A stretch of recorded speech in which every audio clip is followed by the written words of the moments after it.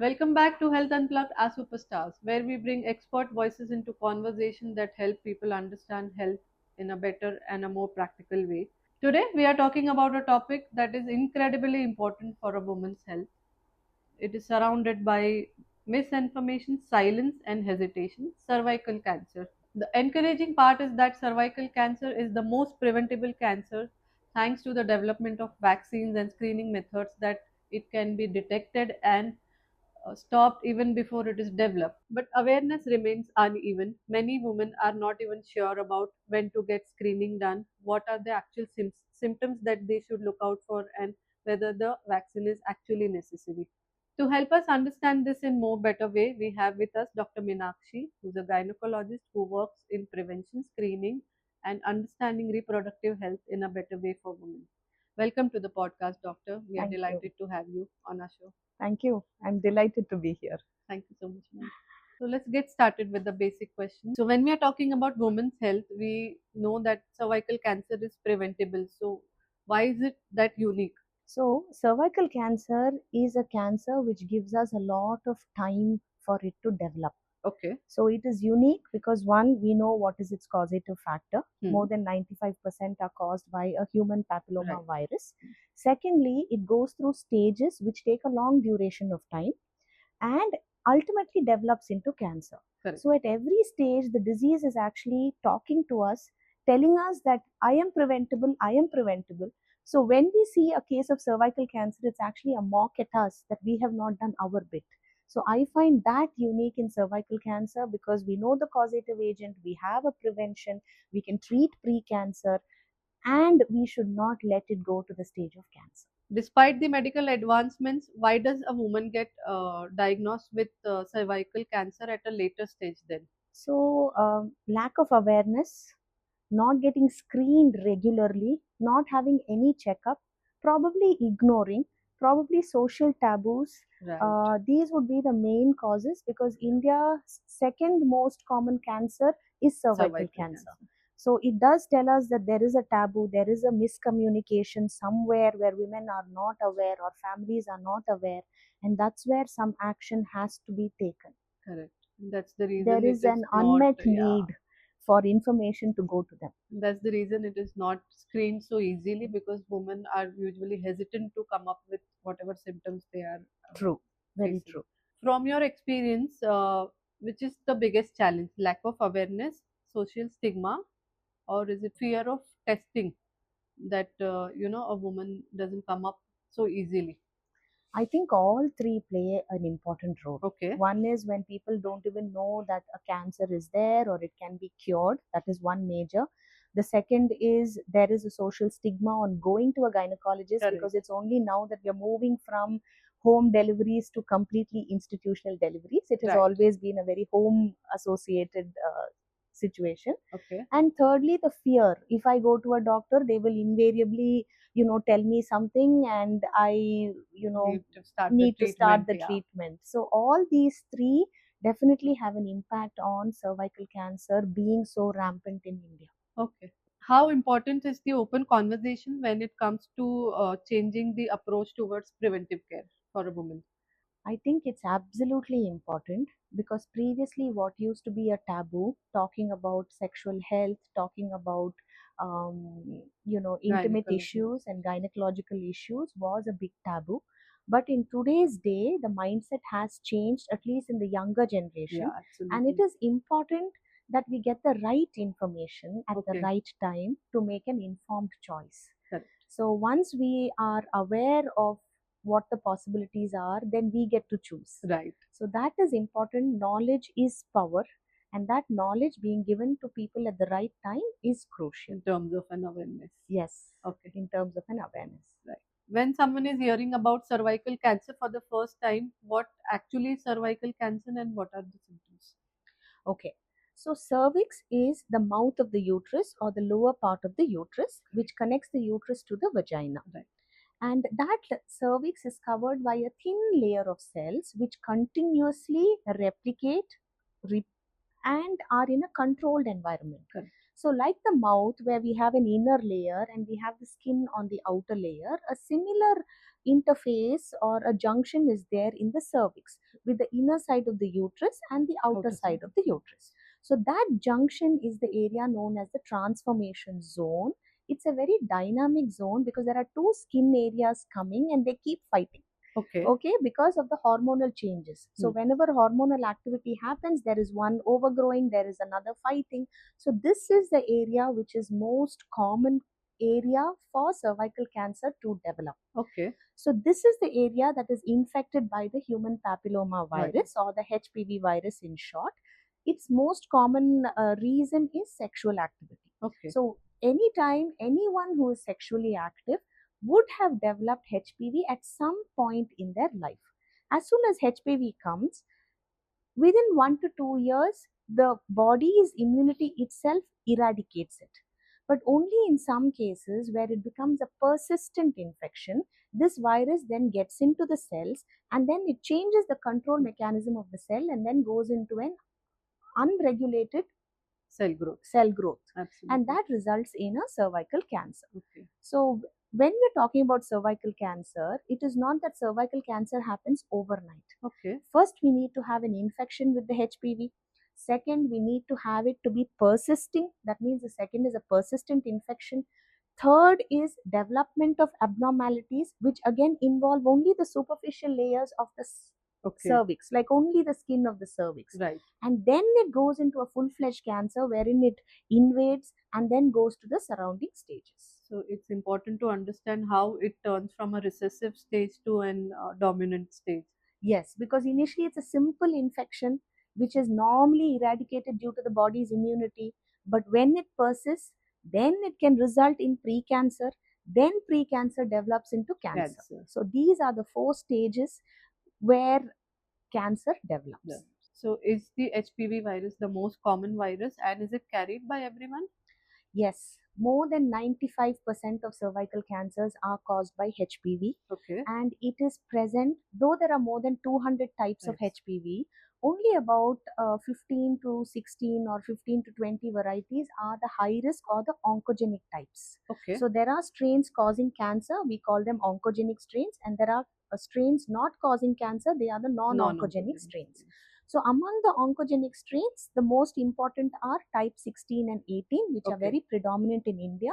But other types now have also been seen like 33, 35, 45, 53. So as and when we start evaluating or doing tests, we will probably come to know what are the other strains also causing cancer. Okay, so the serotype must be different for all these different variants. Yes, so the serotype only is given the number. So it's a 16, 18, etc. Okay. If HPV viruses are so common, in most of the cases, does it actually develop into a cancer or how is it? No. If you look at the burden of HPV and if you look at the burden of cancer, cancer develops only in few people compared to the infection rate with HPV. Okay. The reason for this is HPV infection is very, very, very rampant. But development to cancer requires it to be persistent, requires it to become precancer, then requires it to become cancer. So majority of the times the body eliminates the infection. So let's understand this very clearly. Majority of the time the body eradicates the infection on its own. You do not require any additional treatment. It is only in persistent cases where the virus gets incorporated into the cell and then it takes over the mechanism of the cell and starts replicating. So it is that percentage only which develops into a cancer. So only when it goes into an abnormal level, it develops into a cancer. Yes. And before it develops into a cancer, it causes changes in that layer of the cervix, which is known as precancer. So we have infection, persistent infection, precancer, cancer. So there are 4 stages. 4 stages. Yes. So how long does each step or each process take from abnormal cell growth to a cancerous stage? So the disease gives us about 10 years of time for an abnormal cell to become a cancer. That is why cervical cancer is so unique. Because the disease gives you so much time. I am here, you can treat me. I am here, you can treat me. And if we are not treating you, That's a black face for us. Actually, it's a kind of ignorance, right? Yes, it's absolute ignorance, and it is lack of screening, lack of Absolutely. treatment of early cancer or Yeah. pre-cancer. More of a social stigma also attached to, going through that entire phase of getting detected and getting treated. Yes, what is something very simple which can be done as an office procedure, a simple daycare, eventually becomes Turns something into which disrupts quality of life and eventually absolutely. can result in mortality. Yeah. So this is something that needs to be addressed. So let's move to the next segment. In the early stages, what could be the symptoms that needs to be looked out for? In the early stages, you may not have any symptoms Okay. unless you are screened.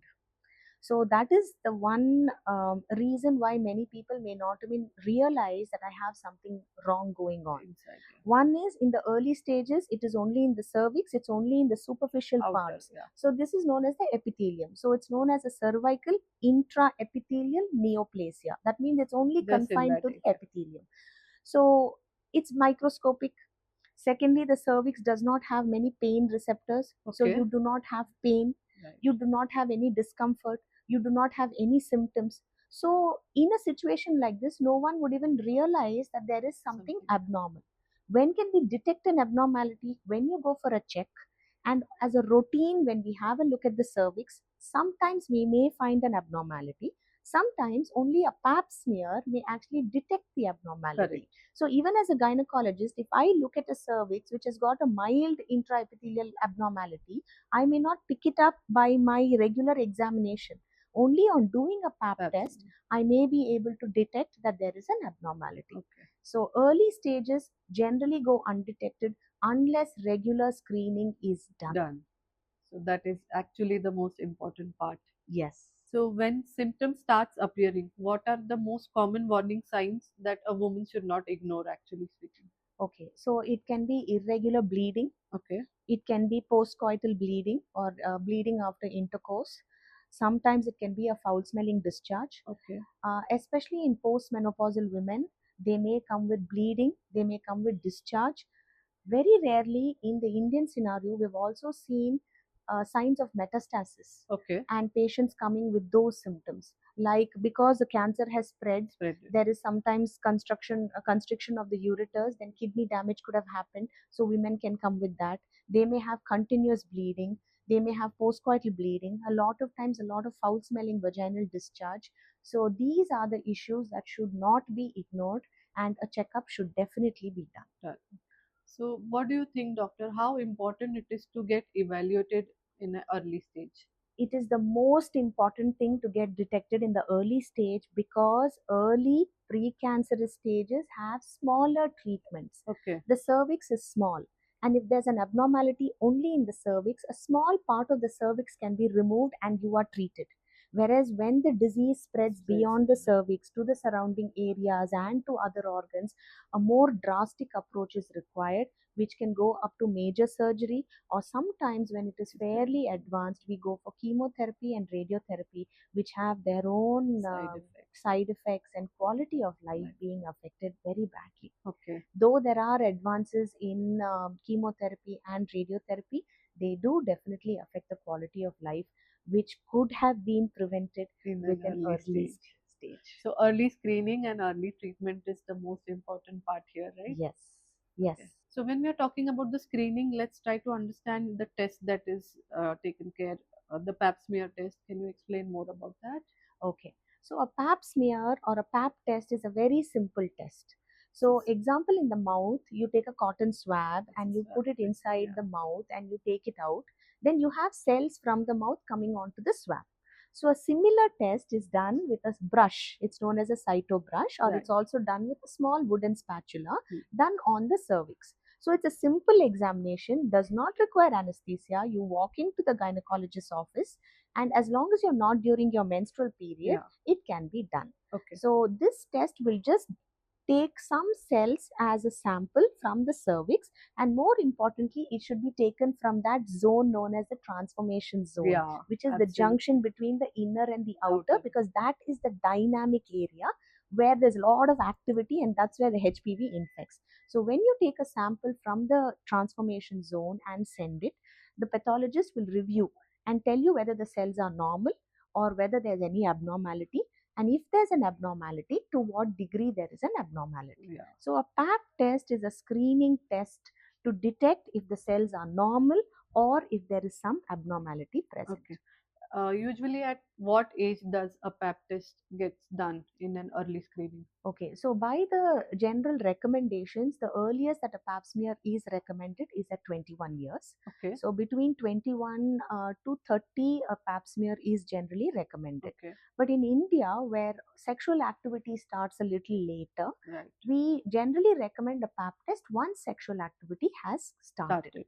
So 21 beyond 21 and beyond would be the right age to consider a pap smear. Okay, so I think that's where the women are lacking. Everyone thinks that it is usually done after 40, and whether it should actually be done at the age of 21 or once the woman is sexually active. Yes. Yeah, So now awareness has improved. So we do have a lot of young women coming, correct. and also a lot of the master health checks or the well woman checks do have a pap smear included Yeah, in it, I'm which aware of is that. Yeah, very beneficial. So at least as a baseline, we have one test being screening done. test done.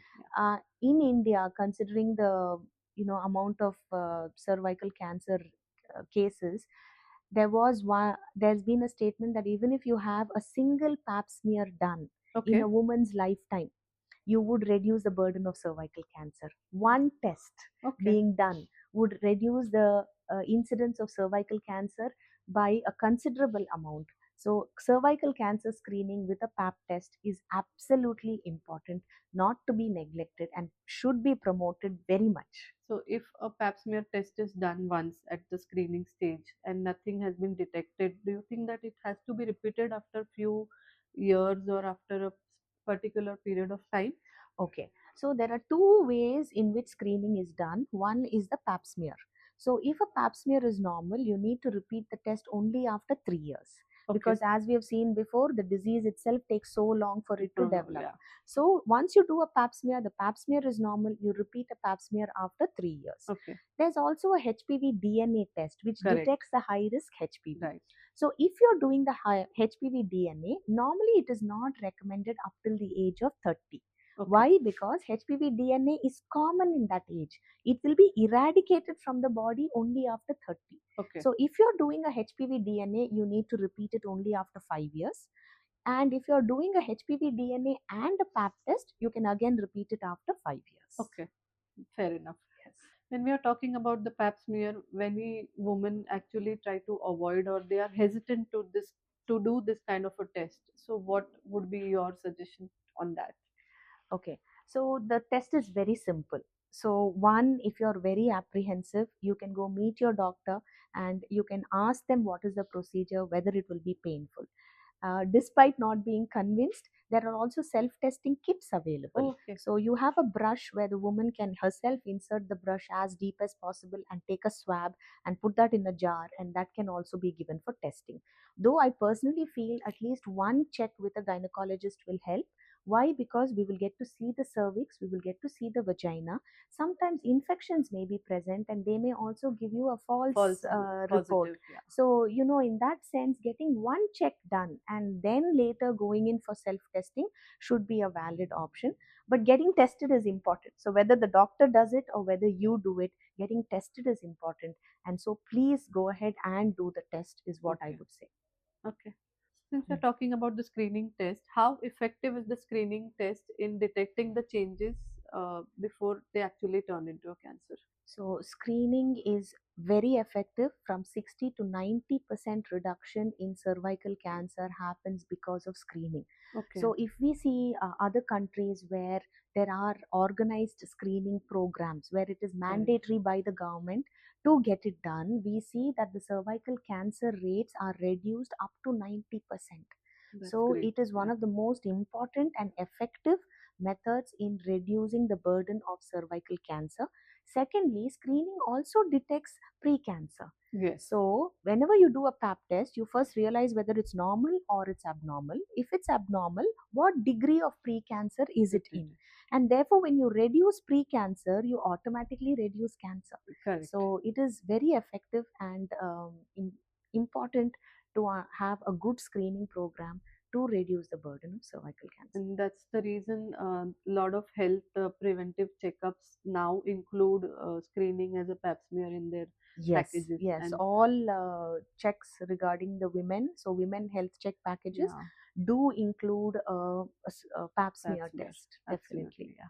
In cervical cancer, one of the biggest breakthrough is the vaccine that has been developed. So, how does the vaccine protect against the cancer, or what is the mode of action? So, as we know, more than 95% of cervical cancers are caused by the HPV virus. Yeah.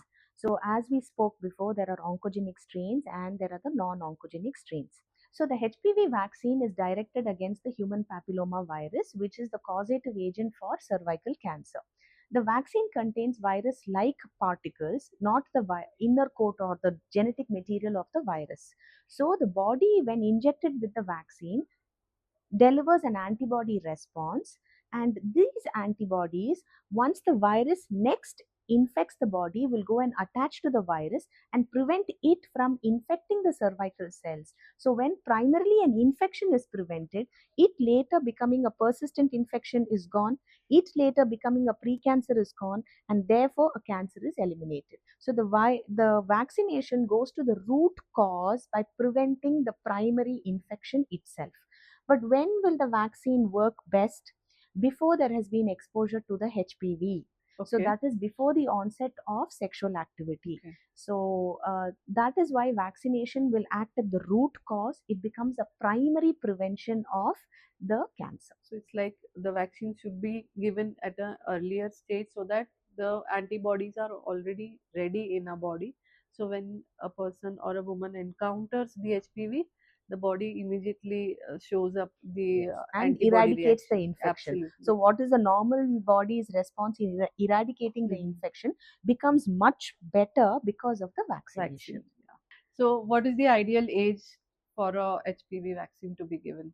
Okay, so the ideal age is before the onset of sexual activity. So the rules or the literature says 9 to 14 years would be the ideal age for vaccinating. It can be given to both boys and girls. Okay. Primarily, we're looking at preventing cervical cancer in girls, but we're looking at preventing other cancers caused by the HPV virus in boys. Yeah. And also, why boys can consider the vaccine is they can be carriers. Right. So, by vaccinating the entire population, you're reducing the virus being present at all, or a herd immunity is created so that there is an eradication of the virus per se. Okay. So 9 to 14 years, the vaccine is required, and only 2 doses, 0 and 6 months apart. Okay. And beyond 14 to 26, you require 3 doses, 0, 2 and 6 months. Okay. Now, women up to the age of 45 can also be vaccinated. So they will have just one dose? No, they will also the have 3 doses, okay. 0, 2 and 6 months. So if we look at efficacy of the vaccine, the efficacy of the vaccine is highest between the ages of 9 to 14. Correct. Because the immunity of the children or the response to a vaccine is high, nearly double. So whenever we're vaccinating children between 9 to 14 years, there's maximal efficacy and there's no exposure to the virus. So you're getting a 99 to 100% mitigation of virus reproducing in your body. Between 16 to 26, even then there has been no sexual exposure, you are still getting a very high rate of immunogenicity. Correct. But beyond 26 to 45, because by that time there is some exposure, so definitely against the exposed strains you may not have protection, but against the unexposed strains there is a good to moderate exposure, moderate antigenicity that the vaccine will give. When a vaccine is given to a woman after the age of 40, does the strength of the vaccine change, or it's the same, just the number of doses are?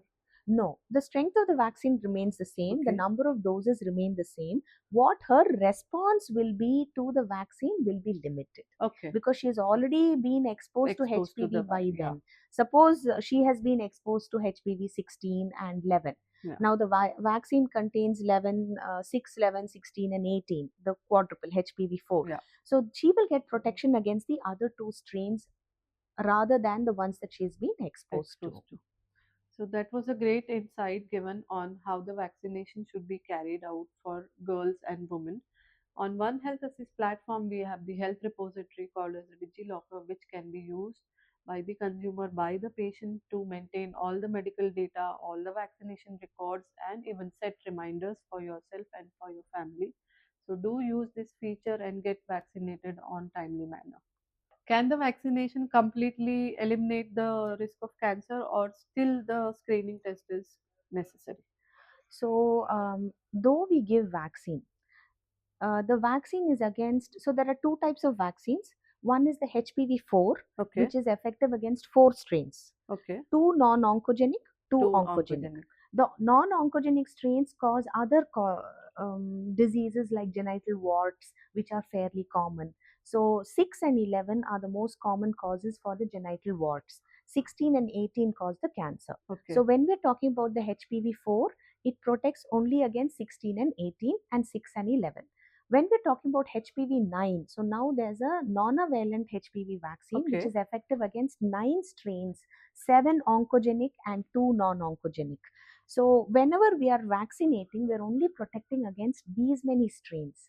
We don't know about the other strains that that are would have there been that involved. could have also caused cancer. So by taking the vaccine alone, you cannot eliminate it 100%. You require a screening test because they work complementary. Okay, So a vaccine is important to help you fight against the virus, against the strains which are present in the vaccine. vaccine. But screening will help you detect any abnormalities caused by non-vaccine present strains. Sense.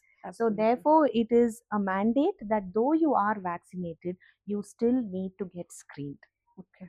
So, as we just heard, vaccination is important, but screening also plays a very important role when it comes to cervical cancer. So, don't miss out on your screening test.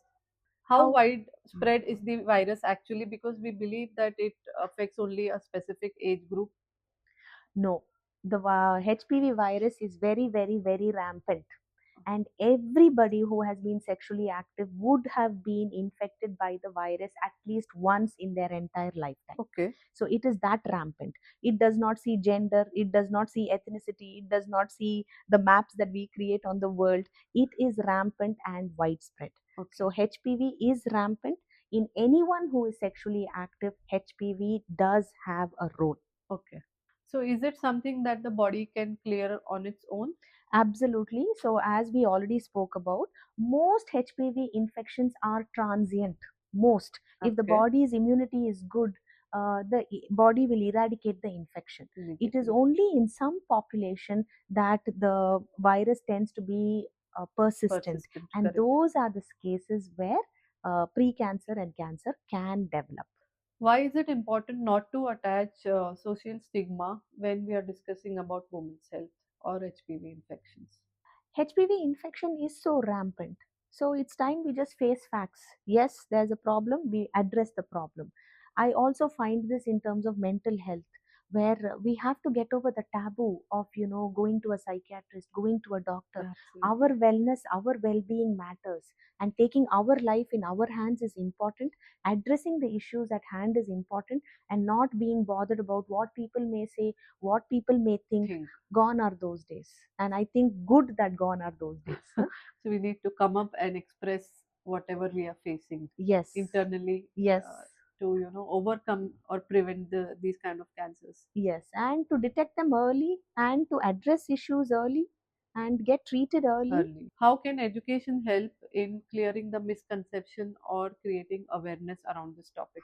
So, education is key because only when we know that this could be an issue and it can be prevented will we even go and seek medical advice. Right. If I'm not aware that there is a vaccine available to prevent cervical Hmm. cancer, I will not go to a gynecologist. I will not go to my pediatrician and ask them about it. So, being aware about the recent changes, the recent developments is very important for us to make an informed choice. Okay. First, we need to know what are the options available, and then only we are in a position to make an informed choice to see what works best for us. So, what are the trends that you are observing in younger patients or younger generation today when we are talking about modern lifestyle affecting a woman's health? This is beyond what we are talking about cervical cancer. So, what do you see? So the world is changing fast, and we know that it's going at a very fast pace. Right. So one is preventive, there is preventive health, but more importantly, lifestyle related diseases we are seeing on the rise. It could be stress. We are looking at chronic diseases, non-communicable diseases, reproductive issues. All of these are what people are facing now. So if we look at a stress per se, everything seems to be stressful now. Yeah, Work is absolutely. stressful. They are in different shifts, so day shifts, night shifts. So one thing that I always tell my patients is that if you come from a place outside India and you have jet lag, so you feel very irritated at Yeah, that yeah, time. yeah. You're sleeping at the day and you're awake Take in it the right. night, and you are irritated and you're just waiting as to when I will come back into my normal, routine. Hmm. The body is going through this kind of a jet lag every time you're doing your night shifts, Okay. because the body is actually has got its own rhythm. Like you see, birds get up in the morning with sunrise, they go out of their nest, then they come back in the night. By evening, by 5 6 o'clock, they're For all the flying sunset, back yeah. at sunset. So we have this diurnal rhythm, we have this wake up and sleep cycle rhythm. We are playing havoc with it now, and we're putting the Absolutely. body through a jet lag, and we're expecting the body to cope with us all the time. When we are jet lagged for 2 to 3 days, we are so irritable, anxious, Yeah, and when the body goes through it, we are not willing to pay attention. So there is stress. What happens when there's stress? There is an axis. There's the hypothalamo pituitary adrenal axis. This causes an increase in cortisol. When this causes an increase in cortisol, all our hormonal normal reproductive hormonal axis gets disrupted. So you have erratic cycles, you have anovulatory cycles, you have difficulty conceiving, you have a metabolic syndrome, you have obesity. All of these are lifestyle disorders which are happening as a absolutely. result of stress. So I feel the present generation is having so much stress related to work, related to regular activities, not having time, and more importantly, mental health is also something that needs to be paid attention to. Previously, probably because of joint family systems, we were Yeah, having someone at home to take care of to take care things. of Whereas now, with nuclear families and everything being balanced only by the couple, stress tends stress. to increase. And, So we are seeing a shift in what was easy as now becoming more and difficult. these are the reasons I think that we see a lot of chronic fatigue in Yes, younger ages. yes, we see chronic fatigue, we see we see sleeplessness, we Yeah, see hormonal imbalances, we see delayed pregnancy, right. inability to conceive, semen parameter abnormalities in men. Absolutely. All are increasing because of this. So work-life balance is definitely important It is here, and definitely lifestyle plays important, a very important role. absolutely, for both physical and mental well-being. So, do you think, doctor, that sedentary lifestyle or lack of sleep, can affect the overall reproductive health of a woman? Absolutely, and it's not more absolute than what we are seeing now, Absolutely. because we are seeing that chronic stress is resulting in lack of sleep. Then daytime people are not able to give their 100%, and present day jobs require you to sit in front of a system, work at long hours or work at night. Because they people are in a different country and you're working for Yeah. them. All of this definitely has an impact on health, and even studies have shown that there is a decline in health because of this kind of a chronic stress. So, when you're talking about lifestyle and modern lifestyle changes, how important it is for a woman to get, checked routinely as a gynecological test, or even approach a gynec on a routine level. So it's very important to get routine health checks done. Why? Because it just gives us a baseline as to how we are doing. Okay. Secondly, there are, like example, a pap smear. You Hmm. will at least get to know what is available. Should I get it done? Is there anything abnormal? Thirdly, newer things like a self-pressed examination may be taught to you, which you can do at home. Regular lot of diseases are silent, especially if you look at gynecology. As already discussed, there's a cervical cancer which can develop very slowly. We have breast Breast cancer which cancers. develops, ovarian cancer which also is normally diagnosed in the late stages. Right. So all of these can be prevented if we have a routine check. An annual health check should actually be a calendar note rather than an option. Like, we say, yes, this is the time I get my annual check done, and no emotions attached, I will get it done. That's it. Yeah, absolutely. So you can set reminders for your vaccination, your checkups, your pill reminders on One Health Assist platform and get treated on an early stage. When we're talking about social stigma, why do we see that many women actually try to, delay detecting the symptom or even trying to get medical help? I think a lady prioritizes her home and her children and her husband and her family more than herself. And so I the think so. last priority is her. Herself So if there is something she's like, ha, main dikha dungi, I will show later, I will later. show later. So I would recommend that a healthy lady is a healthy family. So give yourself priority. It is not selfishness, it is self care. If Okay, you are very healthy, you will ensure the health of your family. family. If you take preventive care, you will ensure a preventive care for your family. Very well So said, doctor. what you do for yourself will emanate, and your children will see you, and they will imbibe that in the future generations to come. So I think the ladies of today should start focusing on themselves, their well-being, emotional, mental, physical, and that will percolate into a family and create a happy family. Absolutely, that Mm. was very nicely put up. If we look at a bigger picture, what are the most powerful tools that a woman will have to, detect or do the screening of cervical cancer? So, first, I would say prevention.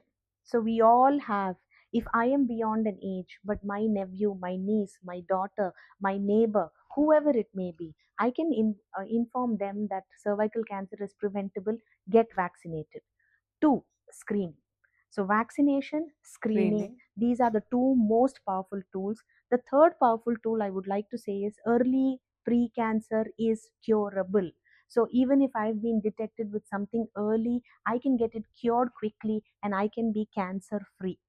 So I would say these would be the most important tools. So go check with your doctor, get your pap smear taken, or give someone, instead of giving them a gift, give them the cervical cancer vaccine.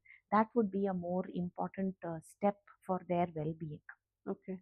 So, as we just heard, that screening and awareness is absolutely an important step when we are talking about cervical cancer. You can get in touch with doctor on One Health Assist website and get consultation on a customized level with the doctor. Since we are talking about awareness of cervical cancer, do you think the awareness campaigns are actually helping the women? I think yes. I think we are using the digital platform for the benefit, and there is a lot of information, perhaps an information overload. So Okay. sometimes it can get overwhelming when Yeah. I'm searching for something and I have hundreds of things coming to me. So please go to your trusted doctor, you go to your local gynecologist, seek their advice on what they suggest for you, and make it individualized, because otherwise we end up seeing hundreds of Information being information and we flooded. take no action. So it is important that we get the right information and take the right action to prevent something from becoming bad, or to even prevent something. Correct. So yes, social media, digital platforms, awareness is important, but equally important is taking action after being aware. What do you think? What more can be done to make preventive checkups more accessible and more normalized for a woman looking at the social stigma also? I think what you said about normalization is very important, because, for example, normalizing something makes it very easily talkable, Yeah, right? So a lady will not have stigma. Yes, so making screening accessible, I think as far as cities are concerned, the accessibility is not an issue. We need to focus more on the peripheries, right. where in the rural areas still it has not percolated so much. from the government side, there are a lot of programs going on, and the government is doing a lot of work. So there are ASHA workers and other PHC workers who are also trained in early cervical cancer detection, Detection. also doing the pap test. There is a lot of now technology available in just visualizing the cervix and seeing if there is any abnormality. And Correct. if it looks abnormal, they then refer them to the To the tertiary guidance. care Yes. center or to a specialist. I think we also need to take advantage of teleconsultations, because right now the world is one in terms of the web. So utilizing this to percolate every nook and corner of the country, so some kind of expert advice can be available, and only the really required cases come to the cities. Most of it can be managed peripherally, and training the ground staff in terms of early detection is key. Okay. Government is doing a lot of good work, but we need to be more aggressive, like how during the COVID pandemic we Yeah. all worked and every citizen of India was given the vaccine.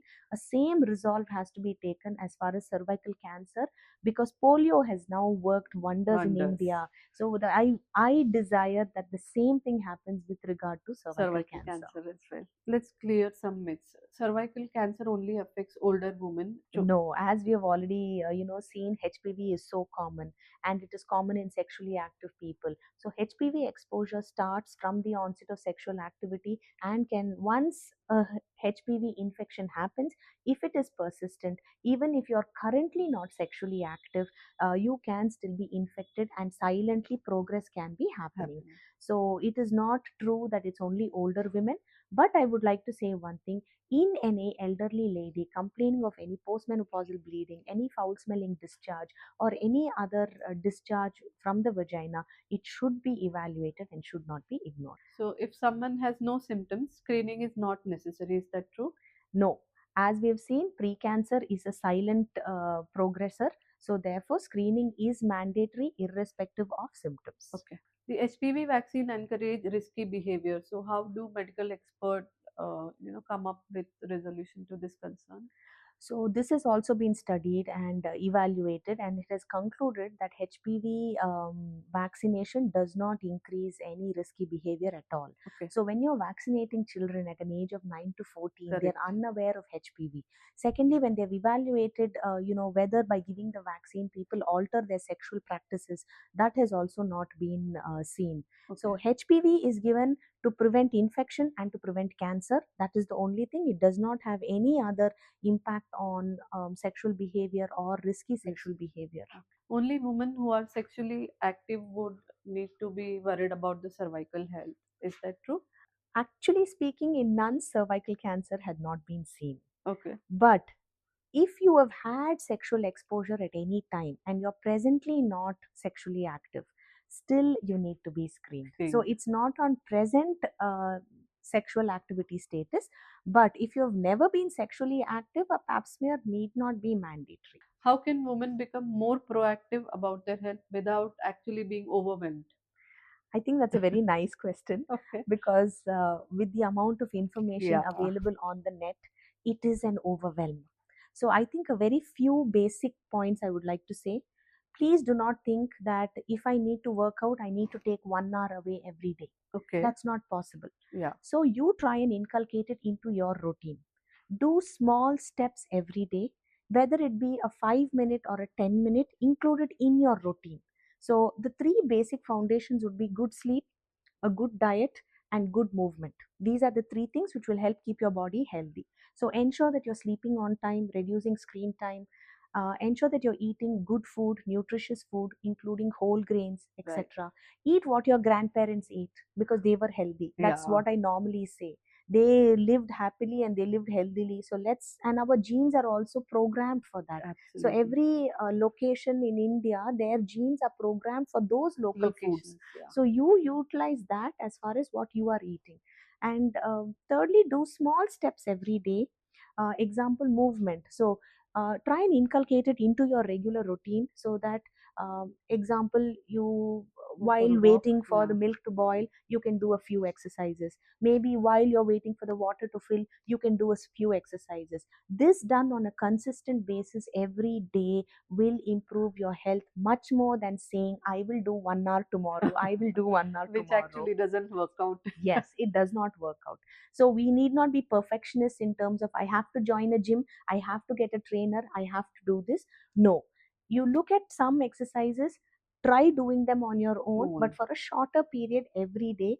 After a month, you'll definitely improve, and then you will start exploring more. more. So it's like So, just changing your daily routine in a bit, and then you are set to go. yes, and definitely screen time, reducing screen time, reducing continuous sitting and just watching.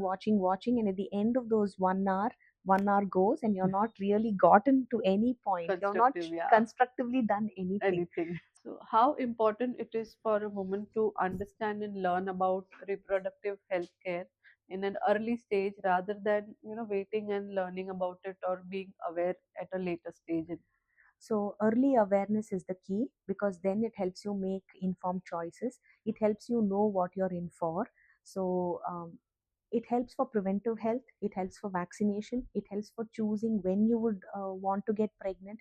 It helps you know what is my pregnancy window, because we have a lot of people coming now who are Yeah, into career and who are now planning on children maybe after 35. So if they come and meet a gynecologist, they will at least be aware on what is my fertility window, when can I plan. absolutely. Secondly, preconceptional counseling to know whether I'm healthy enough or detect certain thyroid or sugar abnormalities before getting pregnant, so that that journey is healthy and a happy one. So definitely learning early, learning about your body, learning about your hormones, learning about your reproductive period, learning about that reproductive window that we have, and planning, and also knowing how to space, because not having consecutive childbirths but having a good spacing to recover my health, my mental health, Correct. all of these are important when we are aware at an earlier stage. And I think this is the reason in this modern age today, when a couple decides to get married, they do a preventive checkups in terms of these aspects, right? Yes, very true, Yeah. very true. What would you say to someone who has never visited a gynecologist ever in their life, and how would you treat that person actually? I would say a gynae checkup is required um, for every woman at least once, to get a general check done, to get a screening done, to know your state of health, and if there are any concerns, to address them. So, embarrassment should go. There should be someone to whom you can discuss your intimate issues, including sexual health, which is very much ignored in today's day I and think there is a lot age. of fear in discussing those kind of topics. So Yes, I that think, taboo should go. okay, That taboo should go. And even in terms of postmenopausal health and wellness, gynecological checkup is very important, whether it's sexual health, whether it's bone health. All of these have improved drastically. So it's time we include technology in medicine to look at the technological advancements available and use it to our benefit to improve our quality of quality life. of life.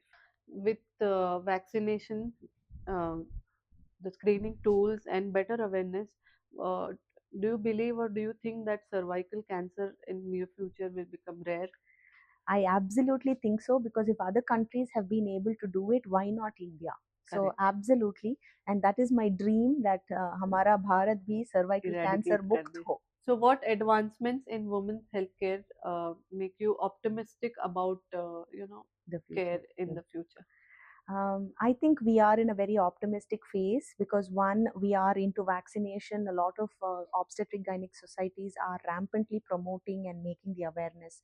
So there is vaccination, there is screening to prevent cervical cancer. There are master health checks which are able to detect a lot of things early Earlier, on.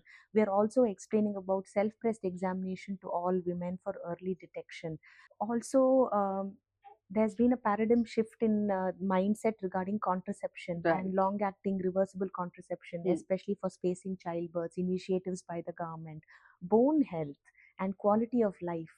All of these have really made me feel that a woman is very important, and the due importance is being given, and women's healthcare is being given the importance that it should. How can doctors and communities work together in conjunction to spread better awareness on cervical cancer? Definitely awareness, utilizing the digital program, digital platforms, and working together in terms of the tele consultations to far away or rural areas, and ideally a kind of a pyramid structure wherein the base is really broad, so we Right. have all of that being handled, and only We need tertiary to, care, yeah. people from far away coming to the cities only for tertiary care. What actually inspired you to be a gynecologist, ma'am? I think from a very plain perspective, it was the junction of both medical and surgical fields, where there is a medical aspect and there's also a surgical aspect. And in per se, I'm very interested in childbirth Okay. and in obstetrics. And cervical cancer has been something very close to my heart, Okay. where I feel that every life matters. Right. And a woman is like the sun in the solar system. So she is the sun of the home. She is center to a home. Right. A home which has a strong woman will be a strong Stronger. home. And who has strong values will be a value driven home. Right. So women are important, they are precious, and they need to be protected and need to be respected. Yeah. Let's ask doctor about how One Health Assist platform is helping us. So, what do you think, doctor? How platform like One Health Assist helped you in your overall consultation or treatment? I think in giving the right information to patients, it has been a wonderful platform. Also, it serves as a one platform for multiple opportunities, whether it be screening, whether it be a consultation, whether it be information, whether it be reminders, whether it be appointments. So it is useful for both the patient as well as the doctor to have everything in one place. Okay, that's great to know, ma'am. This brings us to the end of the podcast. Thank you, doctor, for giving us such great insights on cervical cancer, women healthcare. What are the preventive measures? What are the screening tools? And how we can create awareness on cervical cancer. It was a great podcast with so much of information which is readily available on One Health Assist platform. I am your host, Dina, signing off for now. Please like, share, and subscribe, and stay tuned for more such insightful videos.